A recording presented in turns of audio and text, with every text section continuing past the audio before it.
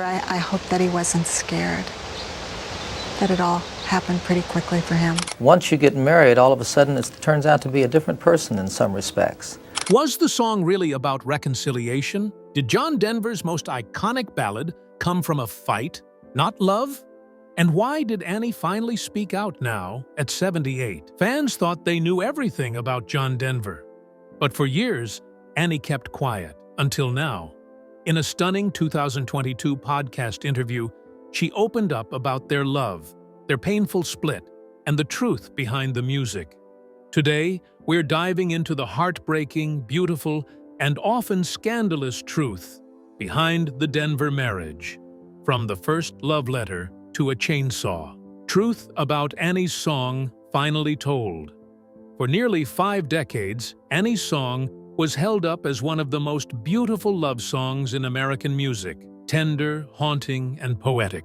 Most believed John Denver wrote it during a moment of joy and passion, a glowing tribute to his first wife, Annie Martell. But recently, Annie herself, now 78, shattered that illusion. During an emotional 2022 appearance on the Mobituaries with Mo Rocca podcast, she finally revealed the truth. Annie's song didn't come from a honeymoon moment. It came from pain.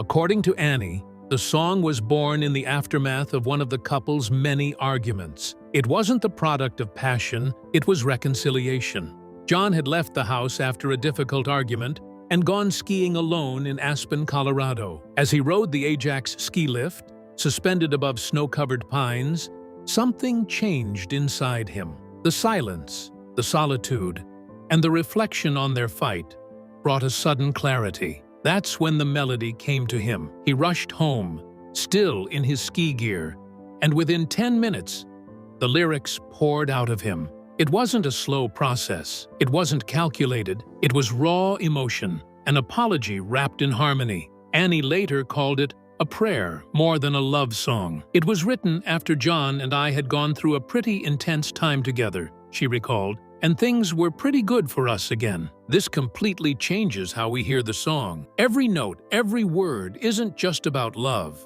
It's about fighting to keep it. It's about standing at the edge of something breaking, then choosing to come back. For Annie, it was deeply personal. Even now, decades later, long after their 1982 divorce and John's untimely death in 1997, she confesses that hearing the song still brings her to tears. "I still cry when I hear it," she said softly in the interview, and yet, despite her emotional reaction, it's not even her favorite of his songs. That honor goes to Perhaps Love, a duet John recorded with opera legend Placido Domingo, another song born of vulnerability, longing, and honesty. What's most surprising, though, is Annie's continued emotional connection to the song and to John. She hasn't tried to rewrite their history or smooth over the rough edges. Instead, she tells the truth about it, about the highs and the heartbreak. Because behind every verse of Annie's song lies not just love, but struggle. The kind of struggle that happens when two people want to hold on but don't know how. What adds another layer of complexity is the fact that this song, so public, so universal, was about a private moment that only the two of them truly understood. To millions of fans, Annie's song was a romantic anthem. But for Annie, it was a glimpse into one of the most fragile periods of her marriage. She later described the song as something that belonged not just to her, but to the world. And yet, it was also deeply hers, a symbol of what they once had and what fame, pressure, and time slowly dismantled. Still, Annie has never spoken of that time with bitterness. Instead, her voice carries a mixture of affection and acceptance, like someone who understands that love stories don't always end the way they begin. Her honesty in the interview stunned longtime fans. For years, she had remained quiet, almost invisible in the shadow of her ex-husband's legacy. But when she finally spoke, she told a story far more human and complex than anyone expected. Of course, one song, even a perfect one, can't save a marriage. And in the case of Annie and John, it wasn't a lack of love that tore them apart. It was something far more destructive: success. The pressure of fame, the endless travel, and the growing distance between them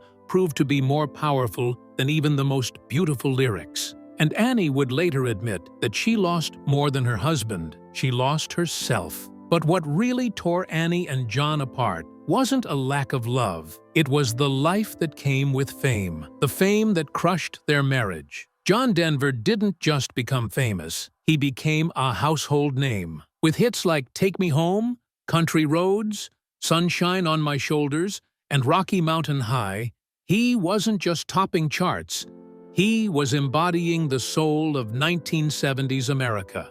But for Annie Denver, the woman standing quietly behind the man on stage, the dream became a slow-motion unraveling. She watched as the man she married, the sensitive, soulful guitarist who fell in love with her flannel shirt and penny loafers, transformed into a global star. And with every spotlight that shined on him, Annie faded further into the background. At just 20 years old, Annie Martell married John Denver, who was only 23 himself. They were kids when they stood at the altar in 1967.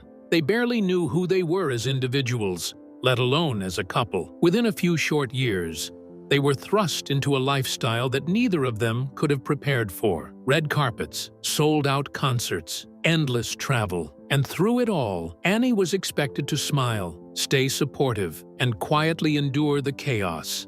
Over time, the Annie who loved Minnesota's quiet winters and handwritten letters from a young folk singer started to vanish. "I didn't know who I was anymore," she later confessed. "I lost my identity in his world."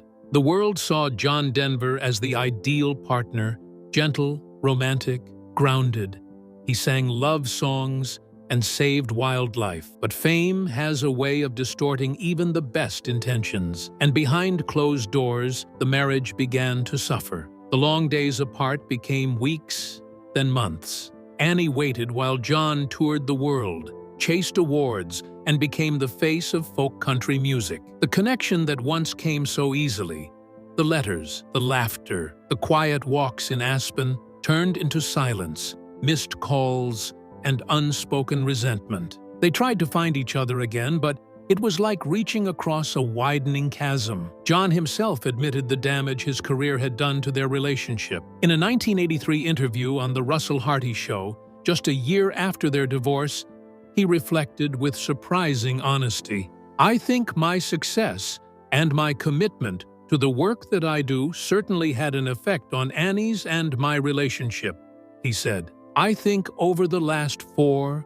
5, 6 years, we started drifting away from one another. It wasn't just about time apart, it was about emotional distance. There was an inflexibility when we got back together to sort of integrate the other's life into our own. They had both grown, but in separate directions." Annie, for her part, later described their downfall as inevitable, given their youth and the speed of John's success. "We were too young," she said simply, "too immature to handle it." The whirlwind that swept John to stardom left her clinging to what little normalcy she had left. And when the fame faded, the silence was deafening.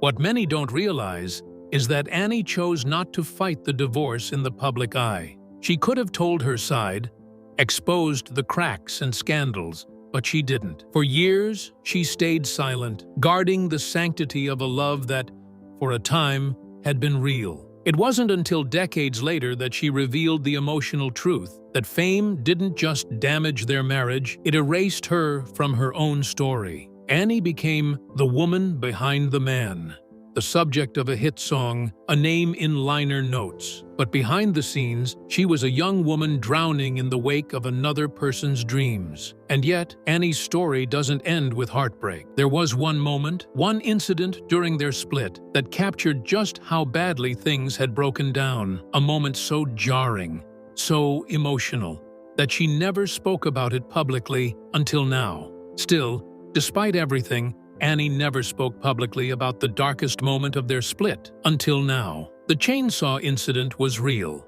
It sounds like something out of a movie, unreal, symbolic, exaggerated. But make no mistake, it happened. During the final stages of their divorce, John Denver took a chainsaw to the marital bed he once shared with Annie. Not a figure of speech, not a poetic metaphor, a literal chainsaw.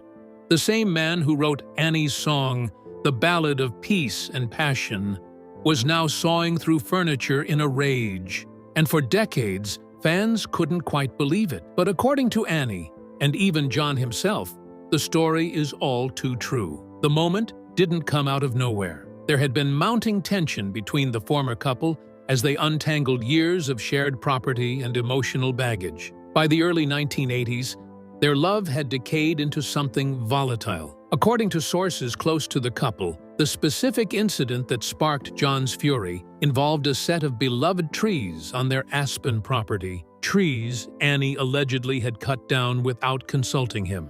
For John, a devoted environmentalist and passionate nature lover, it felt like a betrayal. The home they had built together in Aspen was more than just a house. It was a symbol of everything he cherished: the mountains, the solitude, the earth. When those trees came down, it struck a nerve he couldn't ignore. And so, in a fit of anger and heartbreak, John grabbed a chainsaw. He stormed into their bedroom and began to carve through the bed. It wasn't just destruction, it was theater. It was grief. For a man who could turn emotional turmoil into lyrics, it was one of the few times he expressed it with violence instead of music. He wanted to split the life they once shared, literally and symbolically. Their love was over, and John made sure the world, or at least Annie, understood that with roaring gasoline and a trembling saw blade. Years later, John didn't deny it. In fact, he owned up to far more than that one incident. In his 1994 autobiography, Take Me Home, he confessed to being emotionally unstable during their breakup. He admitted to violent behavior, to moments of rage, to losing control. The chainsaw wasn't an isolated outburst. It was part of a deeper unraveling. John also revealed other troubling truths in that book. His struggles with alcohol, his depression, and even physical aggression in his relationships. The public saw the gentle poet. The private man, as he finally admitted, was more flawed and fragile than anyone suspected. What's remarkable is how Annie handled it all. She didn't go to the press. She didn't hold a press conference or give tabloid interviews. She didn't try to tear down John's image, even when she had every right to. Annie kept her pain and John's darkest moments to herself for decades. Not until 2022, during her Mobituaries interview, did she allow a window to open into that chapter of her life. She didn't bring it up for drama or revenge. She brought it up to show that even the most poetic men can be overwhelmed by the collapse of a dream. She wasn't trying to ruin John's legacy. She was simply sharing her truth. And her truth is complicated. Despite everything, Annie still speaks of John with a quiet tenderness. She doesn't deny the chaos, but she also doesn't let it define him. In her words, there's both hurt and healing. Maybe that's why she kept the first love letter he ever wrote her. Maybe that's why she never remarried. Maybe that's why, despite everything, she still cries when she hears Annie's song. But this next detail reveals just how deep her love and loyalty ran. Because buried in Annie's private life, long after the chainsaw and the heartbreak, was one small, surprising object, a letter. And she kept it all of these years. But even with all this turmoil, Annie chose not to destroy John's image. Instead, she chose silence until she opened her heart again in a podcast decades later. She still kept his first love letter. Some memories are too sacred to throw away. For Annie Denver, now 78, one of those memories sits quietly on her desk. The very first love letter John Denver ever wrote her. Decades have passed since they met, married, and ultimately divorced. But that single piece of paper remains. She doesn't just keep it tucked away in a drawer. She keeps it visible, present, and close. In her 2022 interview on the Mobituaries podcast with Mo Roca, Annie softly confessed, "I keep it on my desk now. It still moves me to see it." That one sentence, simple, unadorned, holds the weight of a love that changed her life forever. It all began in the most unexpected of places, a small college campus in Minnesota.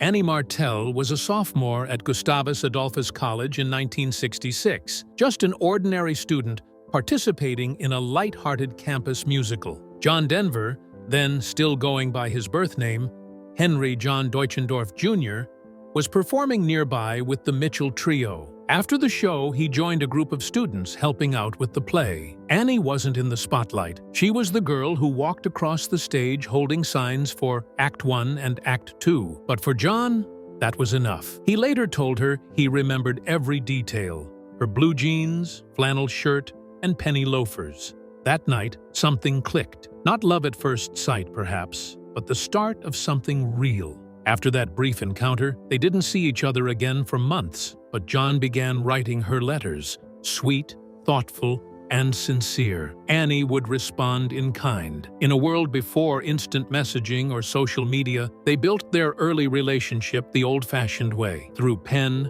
paper, and vulnerability. These weren't just love notes. They were glimpses into their hopes, insecurities, and dreams. Those letters created a foundation that would support them through the whirlwind of John's rise to fame, and eventually through the heartbreak that came after. Annie has kept many of those letters, but the first one is the most important. It represents who they were before the spotlight, before the tours, before the magazine covers, before the marital bed became a battlefield. That letter came from the boy who fell in love with a girl in flannel and saw her as his muse, not just his partner. For John, Annie was a grounding force, someone he could write about, sing to, and run home to when the world became too loud. For Annie, those letters were reassurance in the chaos, a reminder that before he was John Denver, he was just John, hers. But love, as we've seen, doesn't always protect people from life's harder choices. Holding on to the past doesn't shield someone from the pain of the present. In fact, for Annie, preserving that letter only made one of their biggest decisions even more bittersweet: the decision to adopt. After years of struggling with infertility, Annie and John made the difficult choice to build their family through adoption. They welcomed 2 children, Zachary and Anna Kate, into their lives, both deeply loved, both symbols of the life they tried so hard to hold together. And yet, looking at that old letter today, Annie knows that it came from a time before the disappointments, a time before the press, before the pressure, before the fame that chipped away at their intimacy. That letter doesn't lie. It's a snapshot of innocence, of pure intent, of 2 young people who believed love could conquer everything. But life taught them otherwise. Love is powerful, yes, but it isn't always enough. But holding on to the past didn't mean she forgot the pain. In fact, the love letters only made one decision more painful: adoption. Why they adopted and what it meant. For all the music John Denver gave the world, perhaps the quietest chapter of his life was also the most heartfelt: his journey into fatherhood. But it wasn't an easy one. John and Annie longed for children, and for years they tried to conceive without success. Infertility, though rarely discussed publicly, deeply affected them both. It was a private sorrow, one not written into lyrics or broadcast in interviews. But behind closed doors, the pain was real. For Annie, it was particularly isolating. While the world saw her as the muse behind John's greatest hits, she was silently mourning the family they couldn't have naturally. And for John, who always believed in building a life rooted in love, the absence of children felt like a missing verse in the song of their life. Eventually, they made a decision, one rooted in love and acceptance. They would adopt. It wasn't a fallback or second-best option. It was, for them, a new beginning. In time, they welcomed 2 children into their family: Zachary John and Anna Kate. These were not just additions to their home, they became the heart of it. John once said in an interview that the moment he held Zachary for the first time, everything changed. He no longer measured success in albums or awards, but in bedtime stories and quiet mornings. The joy of becoming a father was so profound that he wrote a Christmas song for his son titled "A Baby Just Like You." The lyrics are simple and pure, filled with the kind of sentiment only a new father could express. He even included the line, "Merry Christmas, little Zachary," capturing a personal moment in a public song. Annie embraced motherhood with the same quiet strength she showed throughout her life. She created a warm, grounded home in Aspen, Colorado, a place where her children could grow up surrounded by nature, stability, and unconditional love. After her divorce from John in 1982, Annie remained in Aspen and continued raising Zachary and Anna Kate. She didn't remarry. She didn't chase a career in the spotlight. Instead, she focused on being a present, steady mother in a world that often felt unstable. Her bond with her children never wavered, even as John's life took him in different directions, both personally and professionally. What makes Annie's devotion even more admirable is how she never let bitterness seep into her parenting. She never used her children to get back at John. There were no tabloid accusations, no messy custody battles. Instead, she nurtured her family quietly, with grace and patience. Even when John remarried, Annie remained the pillar in her children's lives. She could have told them stories of heartbreak or disappointment, but she chose to teach them love. And perhaps that's what makes her journey so moving. Not just that she became a mother through adoption, but that she protected that role with such dignity. Meanwhile, John's second marriage played out very differently. In 1988, he wed Australian actress Cassandra Delaney after a brief courtship. Their marriage was marked by turbulence from the start. Though they had a daughter together, Jessie Bell, the relationship quickly deteriorated. Delaney later described John as controlling and emotionally volatile. They separated just a few years later and divorced in 1993. It was a stark contrast to the steady, if painful, ending of his first marriage. With Annie, there had been heartbreak, but also respect. With Cassandra, the rupture was swift and public, and while she stayed out of the spotlight, John's second marriage would be far more turbulent and brief. The second wife called him a bully. To the public, John Denver was a symbol of warmth. His voice carried hope. His lyrics painted landscapes of peace and home, and his round glasses and boyish smile seemed to represent everything wholesome. But behind closed doors, the man who wrote love songs was far more complex. For Cassandra Delaney, John's second wife, her short-lived marriage to the legendary singer was anything but poetic. In her words, John wasn't the gentle soul millions adored. He was, as she later described, a vindictive bully. Their story began in Sydney, Australia, where John met Cassandra, an up-and-coming actress and singer. He was charmed. She was intrigued.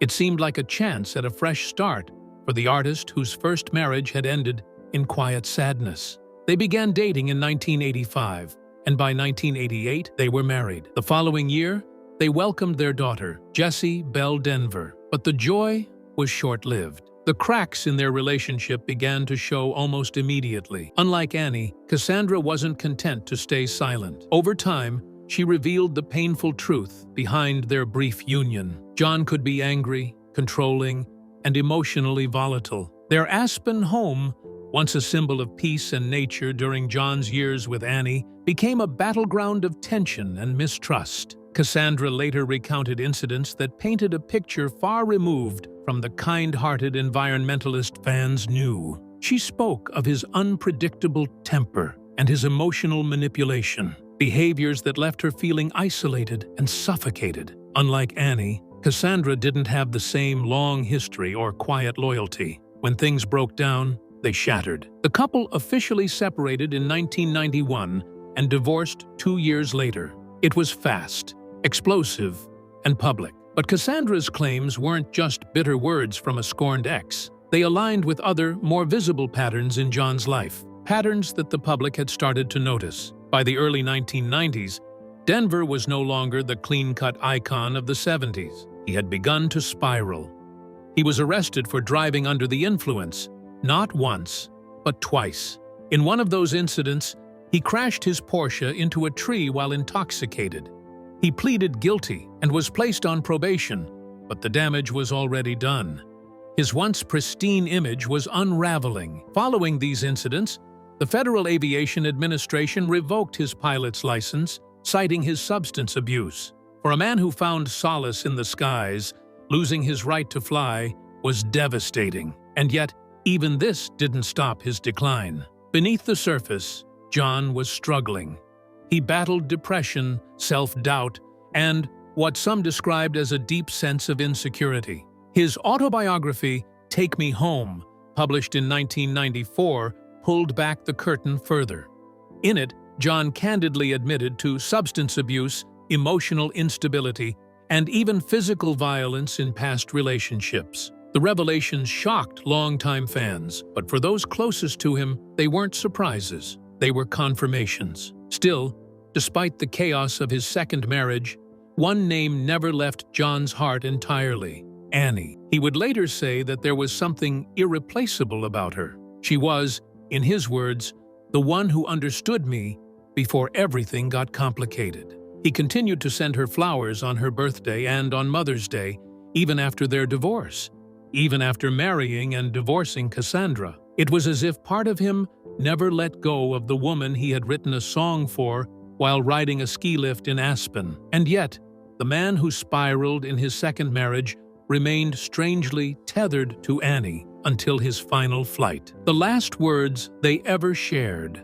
Some goodbyes don't sound like farewells until they become final. For Annie Denver, the last conversation she had with her ex-husband wasn't planned to be their last. It was just another phone call, a brief moment between two people who had once shared everything and, in some small ways, still did. But what was said in that quiet exchange would haunt her forever. As she later recalled in the Mobituaries podcast, it began the way their conversations always had in later years, gently, almost cautiously. She thanked John for the flowers he'd sent her, as he did every birthday and every Mother's Day, even long after they'd gone their separate ways. But this time, he didn't just thank her back. "But Annie, I love you," he said. 4 words, simple, unguarded, and weighted with everything they'd lived through: love, loss, mistakes, forgiveness. Annie's reply came just as gently. "I love you too," she told him. Neither of them knew that would be the final time they'd speak. There was no closure planned, no dramatic reconciliation, and no rehearsed farewell. It was just a moment of truth between two people who, despite everything, had never truly stopped loving each other in some quiet corner of their hearts. After everything, the fame, the distance, the divorce, the chainsaw, the second marriage, what remained was that one line: "I love you." Shortly after that call, on October 12, 1997, John Denver boarded a small experimental aircraft near Pacific Grove, California.